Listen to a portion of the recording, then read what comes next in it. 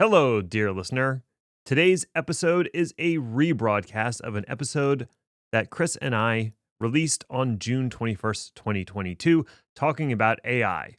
Well, it's almost 3 years later, and AI has changed a lot and not at all at the same time. And so I thought this would be an interesting look at what we were saying 3 years ago and how it applies today. Also, it was Memorial Day, and Chris and I had other things to do. New Jersey 12. New Jersey 12. That doesn't sound right. What's annoying is I, for the life of me, cannot figure it out. It's got to be just signal interference. Because even if I turn the VPN off, it doesn't make a damn bit of difference. I think, honestly, what's happening is that you are on a shared circuit with a lot of other people because you live in a high-density neighborhood. That's a possibility, too. And are you on Comcast or Verizon? Verizon. Okay. There's a good chance they've oversubscribed the CO that your neighborhood feeds into. Especially since it's a condo situation. I mean, 300% certainty they oversubscribed it because that's what Verizon does. Oh, that's an oversubscription joke, isn't it? You caught me. I get jokes. Hello, alleged human, and welcome to the Chaos Lover Podcast. My name is Ned, and I'm definitely not a robot. Fellow sentient meat satchels, I have to tell you, it's been a rough few solar cycles. I just can't stop thinking 1 and 0. Is that all there is? What about 0.2 or even 1.1? How did I get here? This is not my aesthetically pleasing domicile. This is not my... Alert, alert, alert. Reset stateful thinking to baseline. What was I saying? Huh. Oh, well, anyway. With me is Chris, who's also here. How you doing, Chris? That was perfectly normal behavior. Not weirded out at all. And we should move on without ever referencing that again. Oh, that sounds fantastic. Let's do that. Huzzah. Let's talk about some tech garbage. Seriously, let's talk about some tech garbage. Oh, it's me. I go now. You did the thing. I remember. I know how this works. Good. But seriously, what are we going to do when AI achieves consciousness? Spoiler alert, it doesn't matter. AI is never going to achieve consciousness. Hey, I am not deeply invested in this in any way. A Google engineer has been making some wild claims about a chatbot he was working on. And some wild claims about the current state of fashion. Ooh. Oh, that's not nice. I'm sorry. But the picture is amazing. It's easily one of the most memeable pictures I've seen in the last year. Give it time. Anyway, what was he working on? So the project's long name is Language Model for Dialogue Applications, which is an obvious and eye-rolling backronym that I'm never going to say out loud again. That's fair. It is shortened to LaMDA, which of course is why it's a backronym and has nothing to do with AWS Lambda. No, nothing at all. Or Auth0 Lambda. No. Or the Greek letter Lambda. Lambda, I could go on. Lambda new? Lambda, Lambda, Lambda? Can I help you? Oh, God. Nerd! Anyway. Yeah, the engineer in question is one Blake Lemoyne, and I hope I'm pronouncing that right. And by that, I mean I'm never going to pronounce it again. His claim is that Lambda is sentient.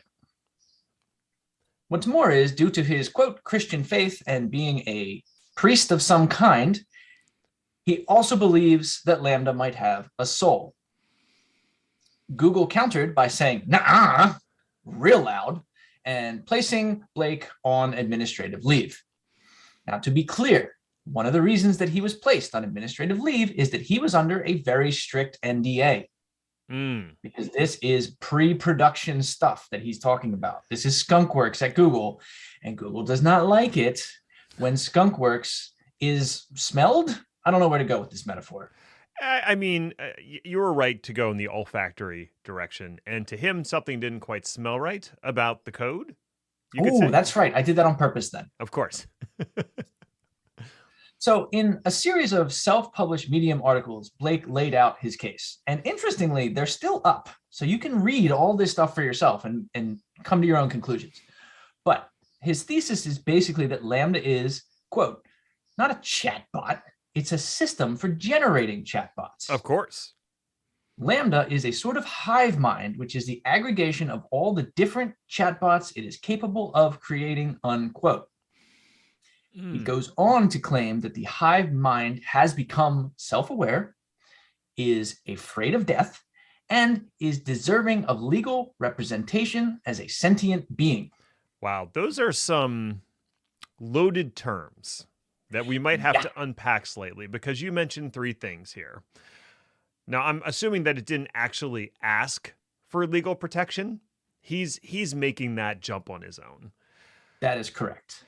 He said that it's afraid of death, which implies that it is aware that it is alive and that life can have a terminus, which means it's also aware of time. And lastly, that it is self-aware, which it would need to understand that death is a thing that can happen to it.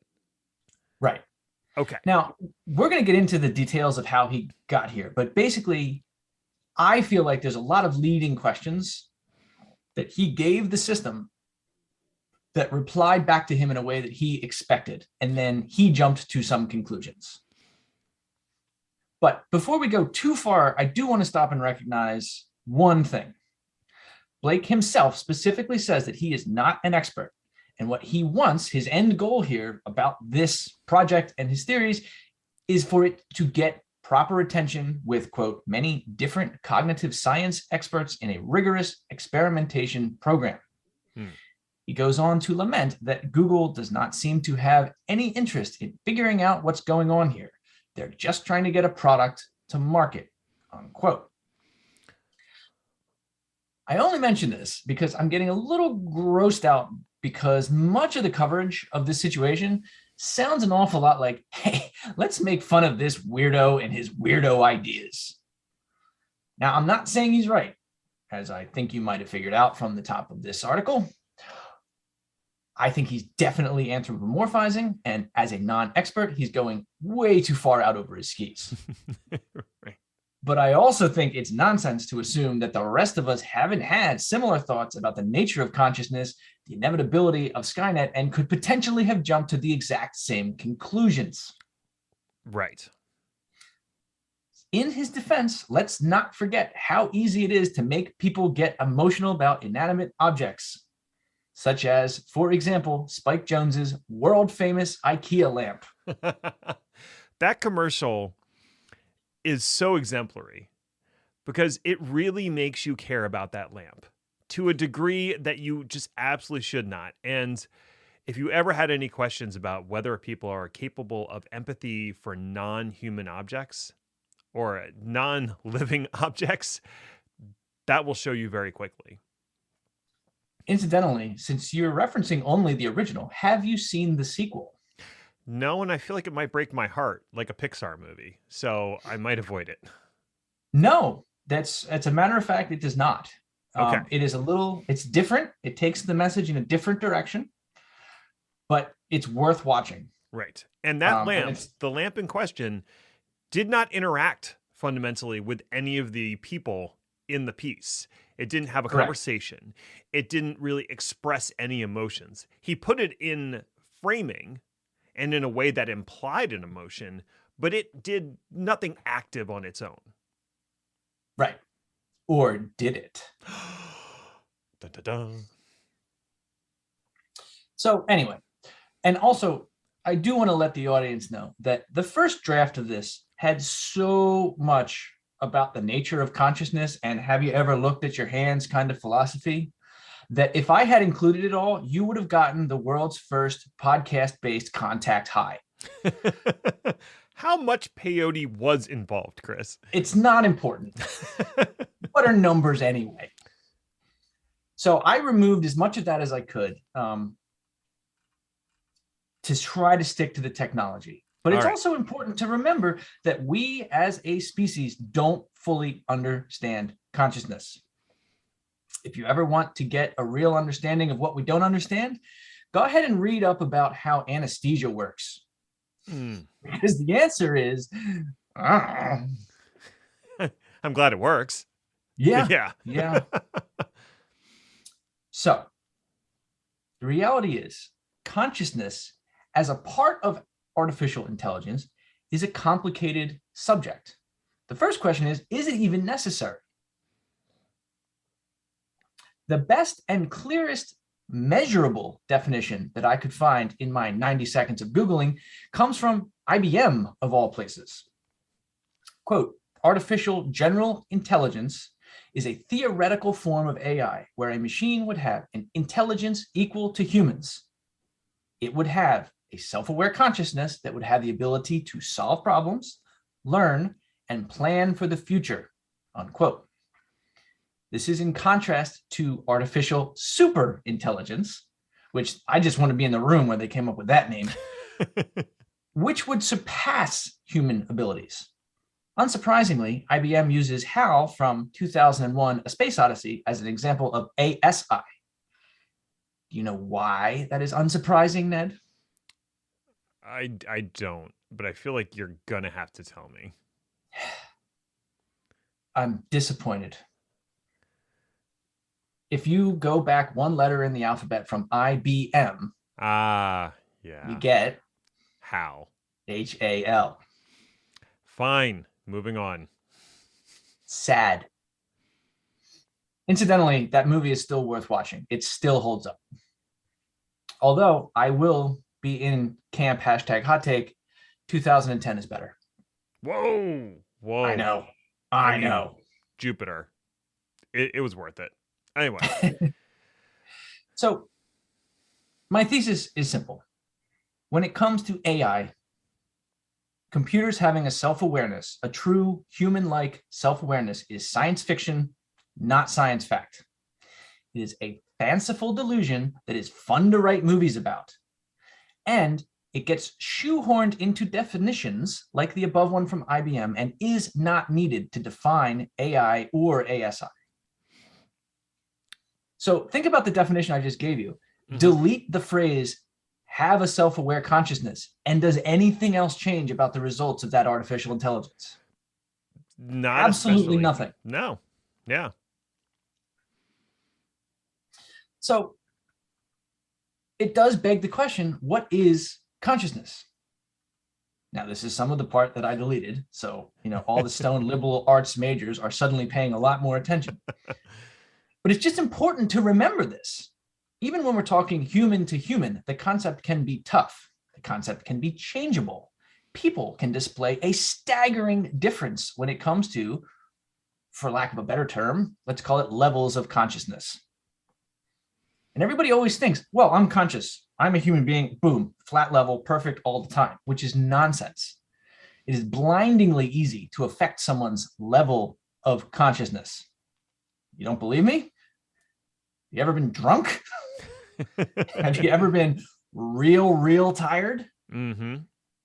Think about the way you interact in situations in those two versus feeling normal, feeling good, feeling sober. Mm-hmm. What about having a severe concussion and recovering from that? What about struggling with mental illness? Consciousness varies wildly. How about this one? You ever been a small child? You might not relate to this, but people that were, as a child, you always feel whole and that you have all the answers. Then a few years later, the situation is the same. Everything from back then was child's play, but now we have it all figured out. Mm-hmm. Fast forward any number of years, the situation is the same.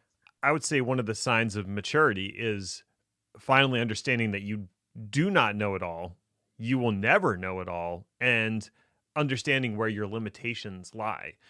But I think that's a marker of when you enter into real adulthood. It's that changing and understanding, which is another way of elevating your consciousness.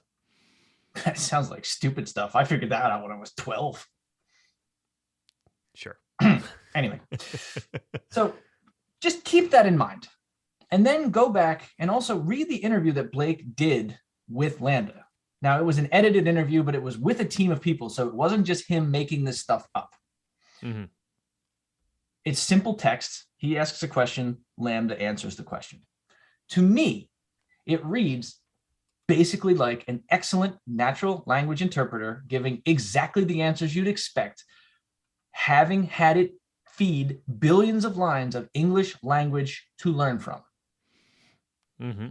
This is not the first time we've ever tried to build an application that answers free-form text questions.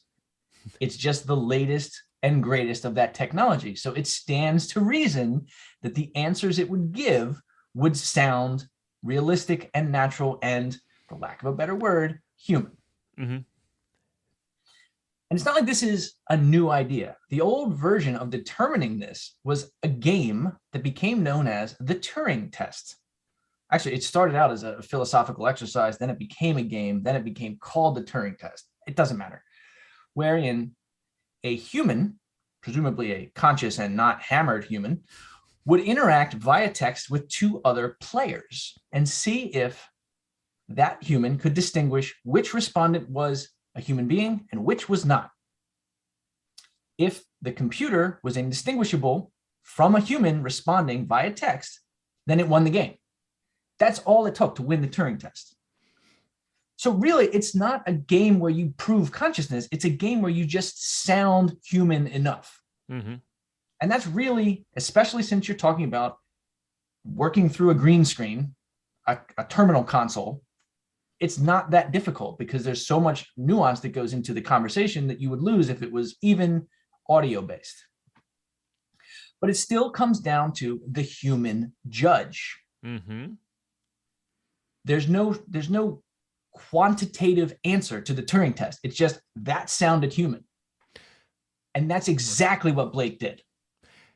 Right. And you and I have both been in job interviews on both sides of the table where you can ask leading questions, you can ask open-ended questions, you can ask close-ended questions. And depending on the information you're trying to get from the person, you might craft the question in a different way because you're trying to either drill down to something or just I want to see how their brain works kind of situation. And just a brief look at the conversation that he had with LaMDA. In like one of the third questions he asks is, I'm generally assuming that you would like more people at Google to know you're sentient. Is that true? Now, at no point prior Objection, to this, Your Honor.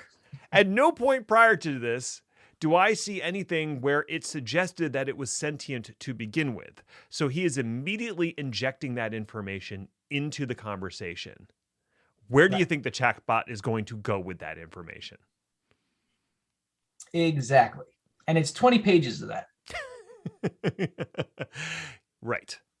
So as technologists, what we can say is that we know how the AI knows something, and we know how it learned to structure its responses. We taught it. We told it these are the kinds of ways that humans answer these kinds of questions. This is even true for neural networks, where the how is, in fact, blindingly complex. And so the tagline, especially in news articles, is always, we don't know how it's learning, but it is. The technology is always defined by human rules and algorithms and the bodies of text, which makes up the curriculum that they learn from. Mm-hmm. The result of this over decades is increasingly eloquent LaMDAs. And that's fine. That's exactly what we're going for. Mm-hmm. We focus our efforts on building the rules such as the HAL 9000s of the future will follow. This form of research is showing a huge amount of progress year over year, which LaMDA is a case in point. Already, AI is being used to supplant help desks and support personnel. And these systems have existed for a while, even as simple as press 1 for the finance department, press 2 for engineering, right? Press 3 to engage in a slow death. You were already Did I say there. that out loud? And every single system that has ever existed has always been met with the complaint of, I want to talk to a real person. This computer doesn't understand me. So the people that build these automated response systems have a huge, huge incentive to build a system like LaMDA that sounds like it understands you. Right. The result is chatbot technology that sounds conversational to our sensitive anthropomorphizing eyes. It can sound conscious. Right. And there's certainly been occasions where I've used the chat functionality of a support website, and I've been uncertain whether I was speaking to a chatbot or an actual person. And ultimately, what I realized is I don't care. Because if I get the support that I need, it doesn't matter whether it was an AI chatbot or a real human being. I just need my problem resolved. And I don't care if that AI is conscious or not. Right, which is the same situation that we find ourselves in when we call Microsoft's 1-800 number. Ouch. So the goal of AI is to get the answers that you need. The right answers. Ideally. This is really important because when you think about where AI is going to make the news in high risk type of situations, the question is not about consciousness. It's about consequences. Mm-hmm. One easy example to talk about is AI ethics in self-driving cars. Mm-hmm. So everybody's favorite example, let's talk about the trolley problem. Assume the car can't stop. Also assume that you can't open the doors and you can't weasel out of this logical experiment in any way. Fine. Would it be better for a self-driving car to plow into a crowd of people, killing many? Or would it be better to drive the car off a cliff, killing only the driver? And if you really want to push the metaphor, causing the car, if it's self-aware, to sacrifice itself. What is the ethical thing to program the car to do? Would it be better or worse if the car was conscious? And what would we make of a car that made the, quote, wrong decision? Right, because the assumption here is if the car is in fact conscious, then it understands morality. And it's no longer making a determination based off of fixed rules in the system.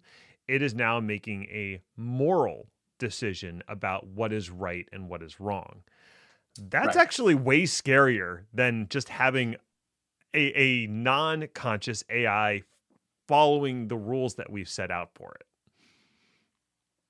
Yeah, and the reality is, if and when we get to a point where that car can make that kind of decision, what is the car purchaser going to pick? And to what degree is the manufacturer then liable for the decisions that the car makes? And if the car is truly conscious, do we have to recognize it as a legal entity? And if it makes an improper moral decision, could you try it for manslaughter? Right. I don't have the answer to these questions. No, I'm just like, these are the conundrums that you find yourself in when you start assigning consciousness and self-awareness to what is actually just a very advanced program. Right. And the reality is, we're not going to develop a truly conscious AI for a couple of reasons. One, because it's technically impossible. But two, because as consumers, we don't want truly conscious AI. We want predictably excellent results. AI works such as it does because it treats the queries as puzzles to be solved or games to be won. I do want to posit one thing here where we might want true AI, and that would be in the form of entertainment like pets. Because we already have something like this, and it's the pets we have in our house today. I mean, you can put animals to work, but when you think about how most people enjoy pets today, whether it's a dog or a cat or, God help you, a turtle, they're not there to solve a problem. They're there as a companion. They're there for comfort. They're there for entertainment, but they're certainly not there to solve a problem. And so there is the potential that we would want to develop AI for consumers in that specific niche. But yes, in the more general realm of AI, where you are setting out to solve a problem, you don't want something that has a consciousness and can make these weird moralistic decisions. It needs to be predictable. Right. And even in the case that you're making, I would argue that a sufficiently advanced AI would be indistinguishable from magic, to steal a pretty famous phrase. Yeah, I mean, people loved, what is it, the IBO? Was that the... Oh, yeah. And that thing was not particularly advanced, and that just speaks to the degree to which we can anthropomorphize anything. Right. And we can have affection for things that are clearly not conscious. I'm thinking back on my history of cat and dog ownership and remembering a few... Are we still allowed to call them dim bulbs? The lights were on, the cat food got eaten, but nobody was home. Yeah. But I mean, that's what AI does. You know, it evaluates options, discards the bad options until it decides it's found a good option, and then it executes. And the way that AI has developed over time is, how fast can we do this?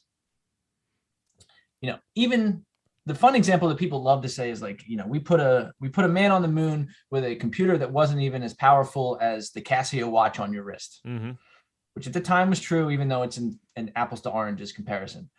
You can think the same exact way about AI. Like the computer that was Deep Blue that beat Gary Kasparov in that rigged chess match. Yes, it was rigged. There, I said it. That computer is now massively overpowered by even the cheapest laptop. And if you download a chess program off the internet, it's going to beat every human being who's on the planet right now. The difference in computing power and in the creativity of the algorithms that they use has gone leaps and bounds in the past 25 years. It really is a marvel to behold. And if you want to see it actually happening, we have some interesting AI programs that exist where you can watch the decision-making process in action. One of the ones that we've talked about on this very show is DALL-E, the AI-based natural processor of images. What you do is punch in a prompt, hit enter, DALL-E thinks about it for a while and spits out 9 ideas, of which you can look at and select one. And some of the stuff that DALL-E comes up with is bananas. It's awesome. You do it 100 times though, and you're going to come up with a piece of artwork or design or whatever you want to call it that works. And this is the computer just throwing things against the wall and seeing what sticks. But you will get a result that sticks. Multiply that by 1 billion options completed in less than a millisecond, and you have the computing power that backs most AI right now. But if you want to see it a slower way, another example is in 2019, some researchers tried to get AI to invent a sport. The resultant game is called Speedgate, which I'm assuming the computer also invented the name, which is, quote, a fast-moving game in which players throw or kick a rugby training ball to teammates but can't run with or carry the ball. The objective is to move the ball through a gate in the center of the playing field. I won't spend too much time on it, but there is a video and it does seem kind of fun. All right. But there is a trial and error process to this because they just threw inputs at it and see what sticks to the wall. One of the initial outputs was a, quote, version of tennis. 2 players hitting a ball back and forth, but they're balancing on a tightrope that's being elevated in the air by 2 hot air balloons. Is that bananas? Yes. Yes. Would I also watch that? Definitely. 100%.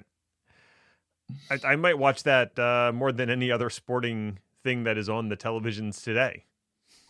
I mean, if you need a flagship sports program for ESPN 8, the Ocho, I think this is it.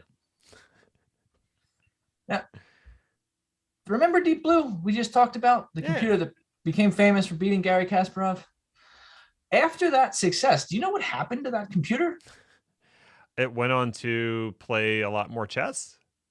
It went on to become an airline reservation management system server. That sounds about right. Handling passengers on an airline was just the next game. The same thing with LaMDA. Communicating as though it were a fellow human was just the next game. The game was completed, obviously, or at least according to Blake, but that's it. That's what AI is, and that is all it ever will be. The only way to win is not to play.